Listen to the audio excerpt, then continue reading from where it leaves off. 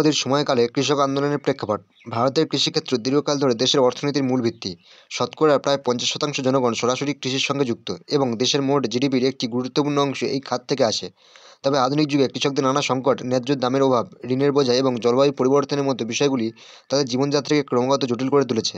এই পটভূমিতে নরেন্দ্র মোদীর সময়কালের কৃষিনীতি এবং তার প্রেক্ষিতে উদ্ভূত কৃষক আন্দোলনের জাতীয় রাজনীতির একটি গুরুত্বপূর্ণ অধ্যায় হয়ে উঠেছে। কৃষক আন্দোলনের সূচনা। নরেন্দ্র মোদী সরকার 2014 সালে ক্ষমতায় আসার পর কৃষি খাতে বেশ কয়েকটি সংস্কারমূলক পদক্ষেপ গ্রহণ করে। 2020 সালে সরকার 3টি বিতর্কিত কৃষি আইন পাশ করে। এক, কৃষি উৎপাদন ব্যবস্থা এবং বাণিজ্য উন্নয়ন ও সুবিধা আইন 2020। এই আইনে কৃষকদের তাদের উৎপাদিত ফসল খোলা বাজারে বিক্রি করার স্বাধীনতা দেয়। এর ফলে কৃষকরা রাজ্যের agricultural produce market committee APMC এর সীমাবদ্ধতা এড়াতে পারে। 2, মূল্য নিশ্চয়তা ও কৃষি সেবা চুক্তি ক্ষমতায়ন ও সুরক্ষা আইন 2020। এই আইন কৃষকদের ফসল বিক্রয়ের জন্য কর্পোরেট প্রতিষ্ঠানের সঙ্গে সরাসরি চুক্তি করার সুযোগ দেয়। 3, আবশ্যক পণ্য সংশোধন আইন 2020। এই আইন সরকারের দ্বারা নির্ধারিত নির্দিষ্ট পণ্যগুলিকে অত্যাবশ্যক তালিকা থেকে বাদ দেয়, যা কর্পোরেটদের বৃহৎ পরিমাণে পণ্য মজুত করার সুযোগ সৃষ্টি করে। এই আইনগুলির সমর্থনে সরকারের দাবি ছিল যে এগুলি কৃষকদের মুক্ত বাজারে প্রবেশাধিকার দেবে এবং তাদের আয় বাড়াবে। তবে কৃষকরা বিশ্বাস করতেন যে এই আইনগুলি তাদের ন্যায্য মূল্যের অধিকার হরণ করবে এবং বড় কর্পোরেট সংস্থাগুলির কাছে তাদের পরাধীন করে তুলবে। আন্দোলনের সূত্রপাত। কৃষি আইনগুলি ঘোষণার পর পাঞ্জাব এবং হরিয়ানা রাজ্যে কৃষকদের মধ্যে অসন্তোষ দ্রুত বৃদ্ধি পায়।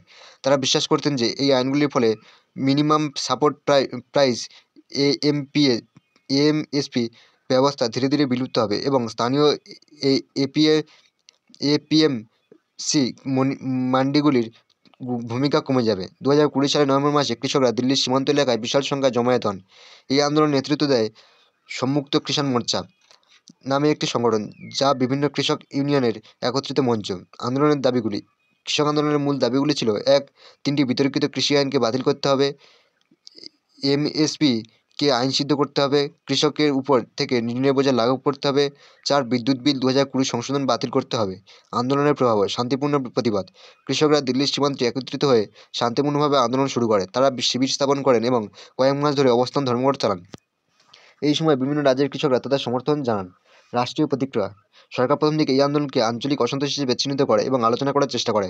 তবে একাধিক দফা আলোচনার পরেও সমাধান মেলেনি। সরকার দাবি করে যে এই আইনগুলি কৃষকদের দীর্ঘমেয়াদী উন্নয়নের জন্য প্রয়োজনীয়। অন্যদিকে আন্দোলনকারীরা তাদের দাবিতে অনড় ছিলেন। সহিংসতার ঘটনা। 2021 সালের 26 জানুয়ারি প্রজাতন্ত্র দিবসের দিন আন্দোলনকারীরা একটি ট্র্যাক্টর র্যালির আয়োজন করেন। র্যালির সময় কিছু অংশগ্রহণকারীর সঙ্গে পুলিশের সংঘর্ষ হয় এবং সহিংসতা ছড়িয়ে পড়ে। এই ঘটনাটি আন্দোলনের ভাবমূর্তি কিছুটা প্রশ্নবিদ্ধ করে। আন্দোলনের সমর্থন।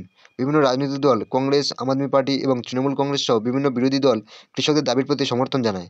সামাজিক সংগঠন ও সেলিব্রিটি। বিভিন্ন সেলিব্রিটি, জাতীয় ও আন্তর্জাতিক ব্যক্তিত্ব এবং মানবাধিকার সংগঠন আন্দোলনের প্রতি সমর্থন প্রকাশ করেন।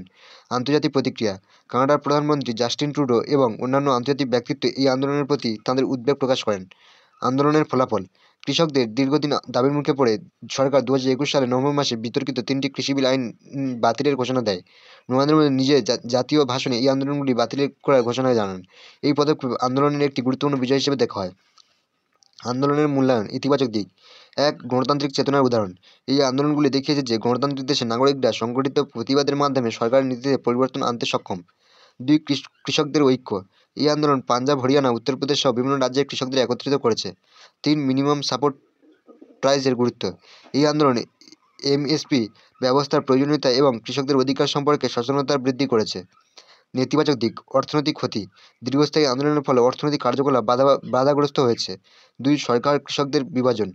এই আন্দোলনের ফলে সরকার এবং কৃষকদের মধ্যে দূরত্ব বৃদ্ধি পেয়েছে। 3, রাজনৈতিক পোষণ। বিরোধী দলগুলি আন্দোলনকে নিজেদের রাজনৈতিক স্বার্থে ব্যবহার করার চেষ্টা করেছে। উপসংহার। নরেন্দ্র মোদীর সময়কালে কৃষক আন্দোলন ভারতের সাম্প্রতিক ইতিহাসের একটি গুরুত্বপূর্ণ অধ্যায়। এই আন্দোলন কৃষকদের দুঃখ, কষ্ট এবং তাদের অধিকার রক্ষার জন্য লড়াইয়ের প্রতীক হয়ে উঠেছে। 3টি বিতর্কিত কৃষি আইন বাতিলের মাধ্যমে এই আন্দোলনের সফল সমাপ্তি হলেও এটি ভবিষ্যতের কৃষিনীতির জন্য একটি গুরুত্বপূর্ণ শিক্ষা। গণতন্ত্রের মর্মার্থ হল নাগরিকদের কণ্ঠস্বর শোনা এবং সেই অনুযায়ী পদক্ষেপ গ্রহণ করা। এই আন্দোলন দেখিয়েছে যে ভারতীয় গণতন্ত্র এখনও কৃষকদের মতো সাধারণ মানুষের জন্য একটি শক্তিশালী প্ল্যাটফর্ম প্রদান করতে সক্ষম।